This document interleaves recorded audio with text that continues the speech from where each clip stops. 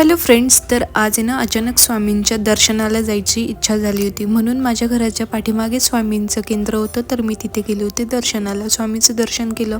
त्यानंतर रस्त्यात येता येता गणपतीचं पण मंदिर होतं आणि महादेवाचं पण होतं, तर ते दोन्ही पण दर्शन घेतलं आणि त्यानंतर परत घरी निघाले. आणि सोमवार होता आज, पण अचानक आहे ना मी उपवास वगैरे काही धरत नाही, पण मला साबुदाणा खिचडी खायची इच्छा झाली होती म्हणून मी साबुदाणा खाल्ला. त्यानंतर आरोही आली आणि ती म्हटली की आरवचं बोरनान आहे, त्याच्यामुळे ये वरती. तर मी आणि रिया बोरनांसाठी वरती गेलो होतो. तर इथे आरव बघा कसा मस्त ड्रेस घालून बसला होता. मी व्हिडिओ काढत होत, लपत होता आणि आजी त्याला म्हणत होती, अरे बघ दीदी आली दीदी आली.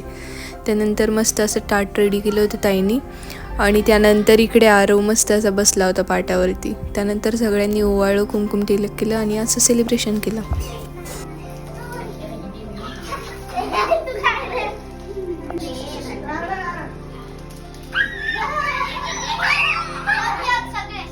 सगळ्यांनी मस्त कलेक्ट केलं आणि मी व्हिडिओ घेत होती म्हणून मला एक चॉकलेटच भेटलं. त्यानंतर रिया आणि आरोहीची चप्पल सारखीच आहे, कोणालाच ओळखू येत नाही कोणची कोणाची आणि कोणची कोणाची नाही. तर त्या दोघी बघा, आरोही आणि रियाचं काहीतरी वेगळं चालू आहे.